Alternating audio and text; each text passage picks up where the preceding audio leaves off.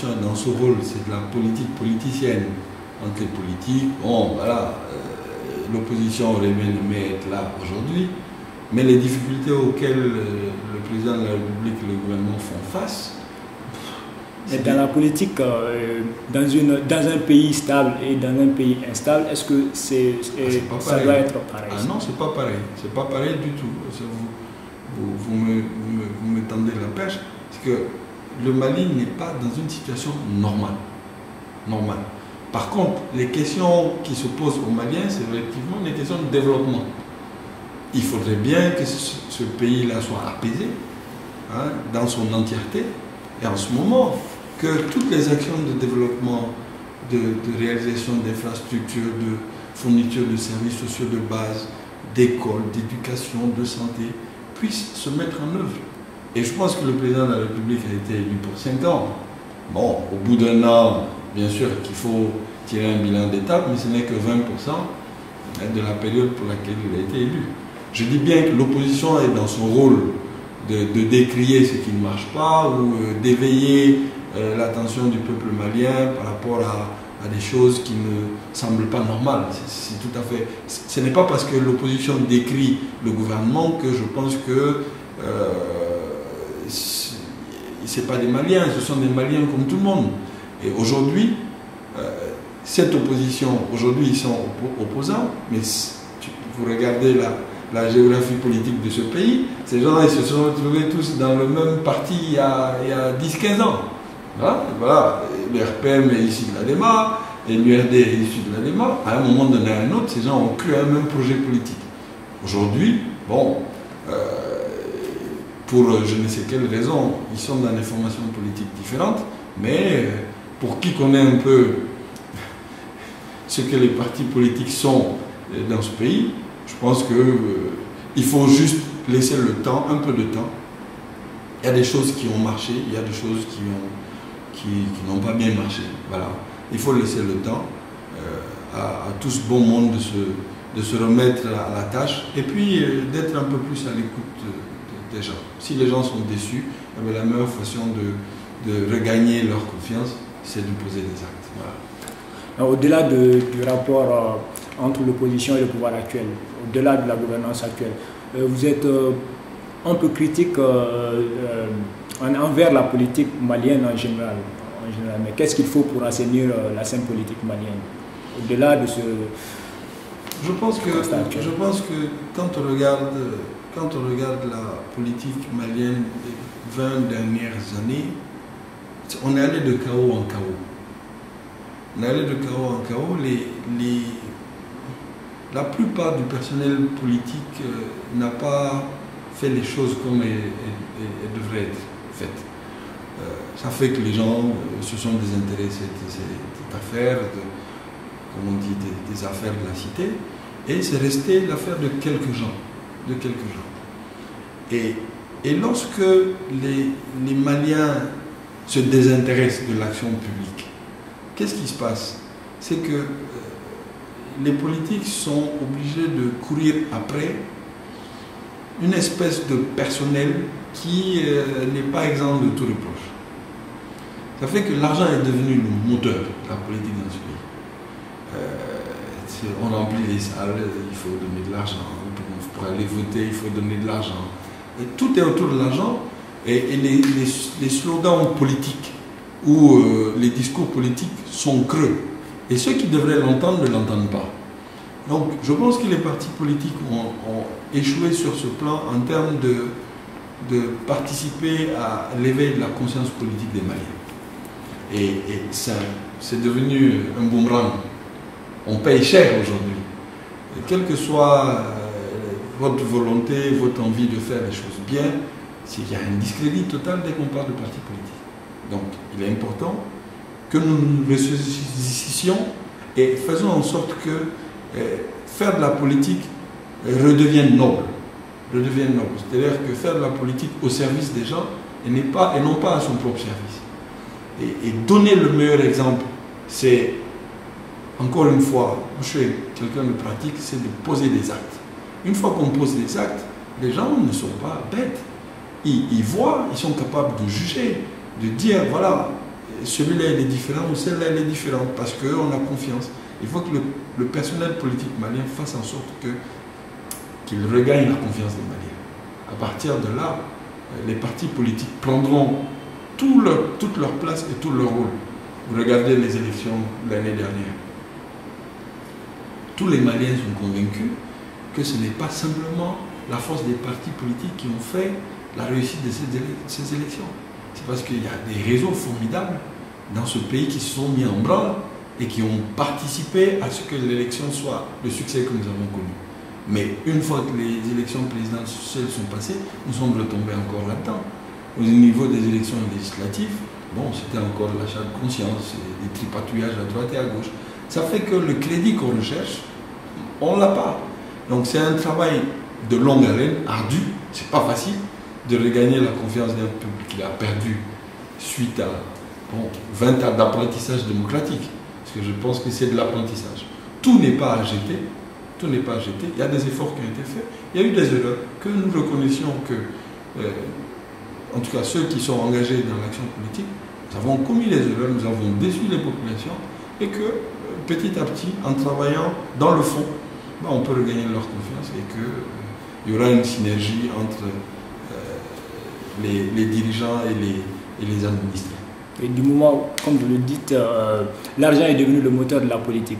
Du moment où l'argent est devenu le moteur de la politique et que c'est seulement le politique qui est en question ici, n'est-ce pas le peuple aussi qui a failli? Ah mais bien sûr.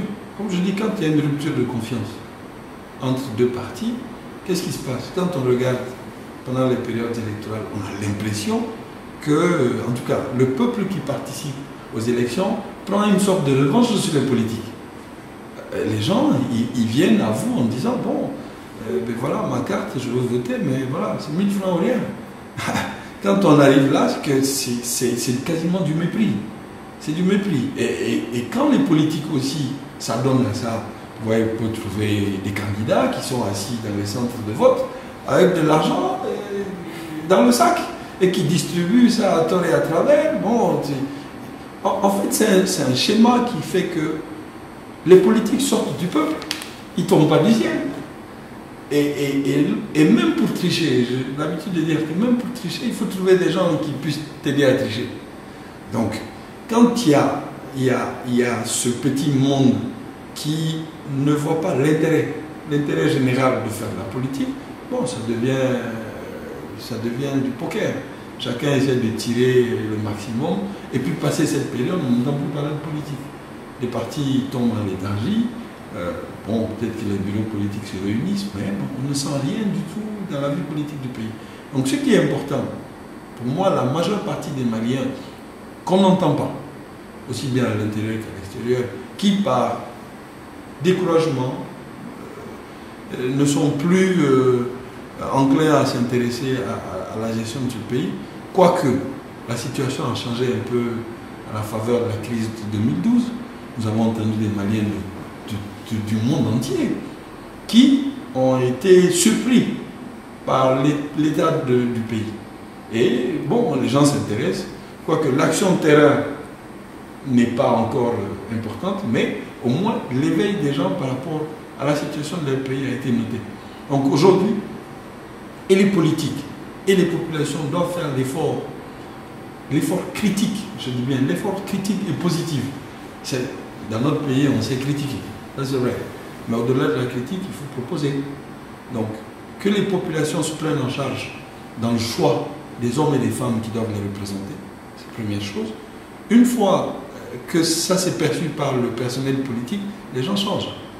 Les partis politiques changent. Mais lorsque un parti politique vient au mépris de tout, parce que X a de l'argent, ou bien je ne sais pas quoi, et comme on dit, il est bourré de fric, voilà. Et puis, quand le parachute sur les listes électorales et que cette personne n'est pas reconnue dans son milieu, bon, ça pose un problème. Donc, et le Malien, comme on le dit souvent, les gens préfèrent se taire face à des situations comme ça. Parce que bon, sociologiquement, on est assez imbriqués les uns dans les autres. Même quand on voit quelque chose qui ne marche pas, on préfère se taire parce que c'est son frère, c'est son cousin, son beau-frère. Ça rend les choses difficiles. Mais aujourd'hui, je pense que la situation est suffisamment grave et critique pour que chacun se ressaisisse. Et que l'action publique, c'est vraiment l'action publique qu'on le comprenne comme étant un sacerdoce. Et qu'il faut donner. Il faut plus donner que de recevoir.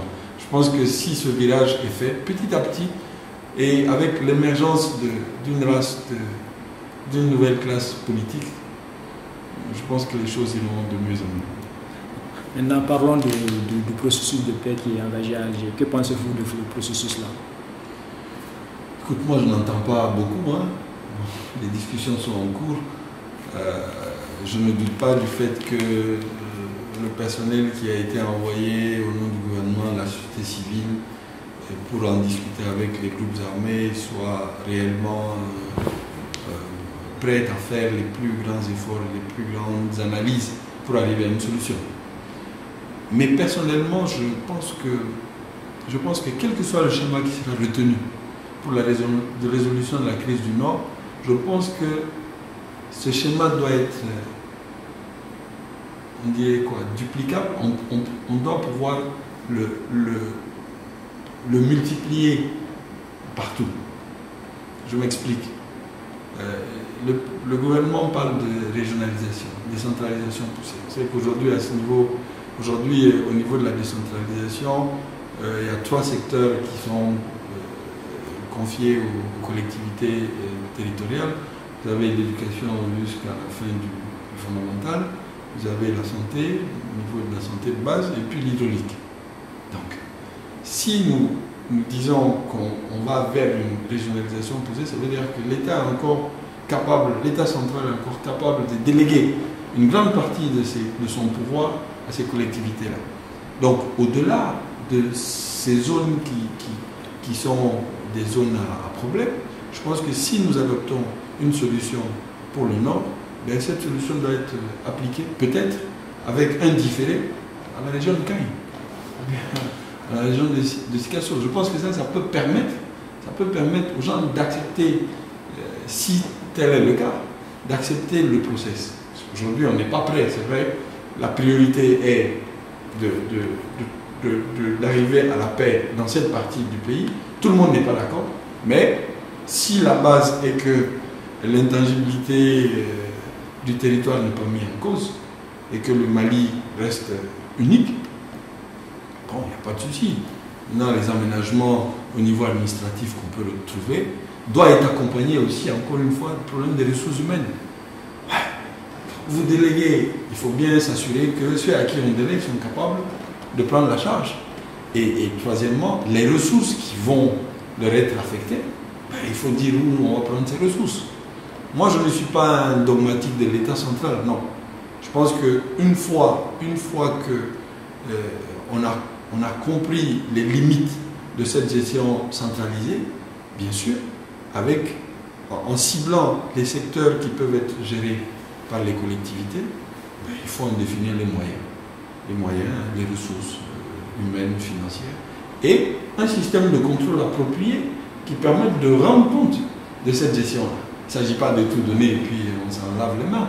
C'est réellement de le faire de façon méthodique et de façon mesurable. Mesurable pour, le cas échéant, réduire les coûts. On fantasme tous sur les ressources du sous-sol, les ressources que peuvent engorger ces zones. Mais il y a des ressources ailleurs. Hein. Aujourd'hui, le Mali vit d'or blanc et puis d'or jaune. Hein. Vous avez le coton, c'est à Sikasso. Vous avez l'or, c'est essentiellement à Vercaille. Bon. Aujourd'hui, si demain on retrouve, je ne sais quoi, du pétrole, du gaz, ou je ne sais pas, quelle autre richesse dans cette zone du pays, mais si l'État cède une parcelle de ses pouvoirs, il faudrait qu'ailleurs, ce soit possible. Je dis quelque chose comme ça, c'est peut-être pourquoi ne pas réfléchir à prélever une partie de ce qui sera perçu pour les besoins de l'État et le céder aux collectivités pour qu'ils puissent se charger eux-mêmes d'une part de l'investissement. C'est vrai que l'argent, il revient au niveau central et il repart. Bon, ça rallonge les circuits, on peut trouver des mécanismes beaucoup plus appropriée pour que les populations sentent que voilà. Oui, mais concrètement, les groupes armés, eux, ils demandent une fédération de 2 États avec pour leur État une armée propre, un gouvernement, une assemblée. Mais là, ça, n'est-ce pas là une indépendance de fait? Oui, mais ce n'est pas viable. Ce n'est pas viable. Moi, je pose une simple question. Alors, j'ai lu quelque part dans les journaux que les groupes armés disent qu'ils ne sont pas venus discuter du développement du Mali. Bon, ils ne sont pas venus. Mais vous voyez le Mali, à l'instar de ses voisins, 54 ans après, les problèmes restent les mêmes. Je ne vois pas. Je ne vois pas comment, avec quelles ressources. Bon, les groupes armés peuvent prétendre développer, je ne sais pas. Il y a certainement eu des erreurs de gestion, des erreurs de gouvernance dans le temps. Aujourd'hui, l'important, c'est d'être ensemble. On est tous dans une zone enclavée, très pauvre. Mais la seule question qui vaille, c'est réellement le développement. Si par exemple, les gens, aussi bien dans cette zone que dans d'autres zones, dans la région Mkaï, vous avez aussi une extrême pauvreté. Si les gens avaient accès à ce qu'on appelle les services sociaux de base, ils ne seraient pas obligés de se lever. Il y a une autre forme de guerre, de rébellion qui se passe dans la zone sud du Mali. Quand les populations se lèvent et ils vont au mépris de tout, ils vont aller se tuer dans la Méditerranée, mais c'est pire qu'une rébellion. Donc aujourd'hui, la pauvreté elle est générale. Elle est générale. Dire qu'ils veulent une fédération à 2 États, bon, pour des pays, on voit des exemples, hein, ils se sont amusés à le faire au Soudan, voilà. Résultat des courses, ça n'a rien réglé. Mais je pense qu'on doit être au-delà, au-dessus de tout ça. Il y a eu beaucoup de problèmes, il y a eu beaucoup de traumatismes, c'est vrai. Mais, à mon avis, si le sentiment de vivre ensemble n'est pas remis en cause, si c'est pas fondamental, il n'y a pas fondamentalement de problème à vivre ensemble, et ce qui, je pensais, qui était d'ailleurs le cas, je ne vois pas, il n'y a pas de problème de racisme au Mali. Je ne pense pas.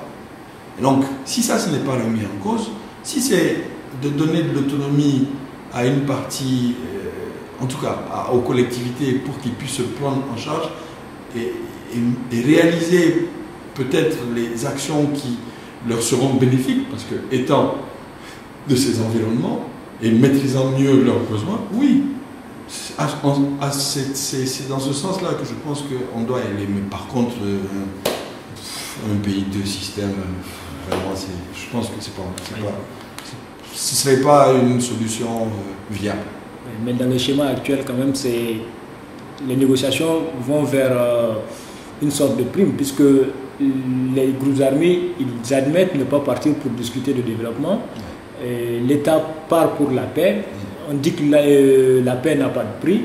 Est-ce pour autant que le gouvernement doit essayer de, je sais pas, de trouver un juste milieu où seulement une partie du Nord sera...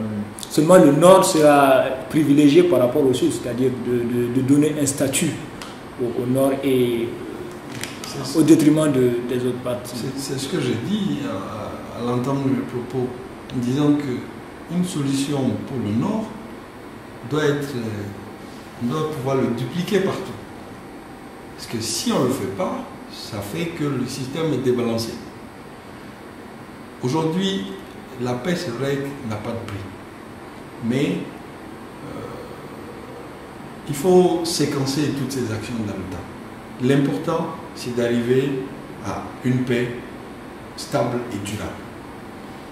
Je pense que, raisonnablement, si ces zones défavorisées du Mali, je ne parle même pas simplement de la zone Kidal et consorts, toutes les zones où arides ou semi-arides, où les gens ont de la difficulté à vivre au quotidien, il faudrait que l'État puisse mettre en place des mécanismes souples pour pouvoir réaliser les infrastructures. Parce que les moyens sont une chose, on a peut-être les moyens, mais réaliser ces actions, c'est autre chose. Ça demande vraiment de l'efficacité. En ces termes, je pense que la mutation au sein de l'administration doit venir. Vous savez, je me rends compte que même dans le gouvernement, même si on est d'accord sur un texte, un projet de texte, mais entre sa conception et sa réalisation, vous avez banalement 4 à 6 mois. Parce que l'administration, c'est son mode de fonctionnement. C'est encore lourd. Et c'est pareil. C'est le budget d'État. C'est géré au sein des ministères. Le processus de sélection des entreprises, les va-et-vient entre l'autorité des marchés publics, tout ça. Mais c'est du temps perdu. C'est du temps perdu. Moi, à mon avis, ce qu'il faudrait, dans la situation actuelle, mettre en place une structure ad hoc, indépendante de l'administration, où on regroupera toutes les compétences, aussi bien des bureaux d'études, des entreprises, des bureaux de contrôle. Une fois les projets mûris, sûrs, mais on est capable de les mettre en œuvre, qu'on soit capable de les mettre en œuvre très rapidement, afin de répondre à la demande des populations. Mais quand ça reste dans le pipeline des ministères, ça va, ça vient, même s'il y a de l'argent, mais pour réaliser un projet, ça prend 8 mois, 1 an, 2 ans. Les populations n'attendent pas. Et le crédit que le politique attend, il ne l'aura pas. Donc aujourd'hui, si le gouvernement était capable de mettre en place cette structure souple pour faire face aux besoins, je pense que même les demandes des groupes armés, ils seraient en train de les revoir aujourd'hui. Mais quand il n'y a rien, et que quand ça va mal, bon, les gens, certainement, ils sont plus enclins à dire oui, si vous me mettez à la place de l'autre, je pourrais faire mieux. Mais pour moi, c'est structurel. Si on ne change pas la structure des choses et arriver à une organisation optimale, bon, on peut toujours avoir tous les milliards du monde, hein, mais les actions ne seront pas là. Oui. Mais dans vos propos, vous avez parlé qu'il n'y a pas de racisme ici au Mali. Mais les groupes armés, ils ont su se faire des amis en Europe, par exemple, grâce à leur propagande. Vous, en tant que spécialiste de la communication, quelle réponse le gouvernement doit avoir pour contrer ces propagandes-là? Vous savez, j'imagine qu'il y a d'autres intérêts dans cette affaire qui dépassent les Maliens, certainement. C'est quand on voit comment les choses sont arrivées. Bon, on a joué dans la cour des grands sans en avoir toutes les manettes. Moi, je posais une simple question. Pourquoi la question de Touareg va trouver sa résolution uniquement dans les frontières du Mali? Pourquoi? C'est une communauté qui se trouve un peu partout. Se trouve en Mauritanie, en Algérie, au Niger, au Burkina, au Mali. Mais pourquoi on vient de trouver sa résolution dans le Mali? Parce que peut-être que le Mali est le maillon faible de la chaîne. Mais après ça, bon, les gens peuvent se fendre en tout. S'il y a du racisme pour cette communauté au Mali, ça veut dire qu'il y en a au Burkina, ça veut dire qu'il y en a au Niger. Et pourtant, ces pays ne vivent pas la crise que nous vivons. Je pense que après tout ce qui s'est passé, il y a des questions géostratégiques par rapport à ce problème-là. C'est réel. Mais on ne peut pas réduire ça à une question de racisme. Je pense que le Mali a une chance que nous reconnaissons tous. Nous reconnaissons tous parce que c'est un pays qui est ouvert. L'avantage des pays continentaux, c'est que c'est des passages. C'est un vieux pays qui a vu passer plusieurs peuples, il y a un brassage. Et ce n'est pas faux. Ce n'est pas faux. Donc, bon, ceux qui veulent chanter pour cette paroisse, je pense qu'ils ont d'autres intérêts que je trouve que c'est pas vrai. Et la réponse, comme vous le dites, la réponse, c'est la réponse de la population. C'est qu'au-delà de la crise, il faudrait que les gens se parlent.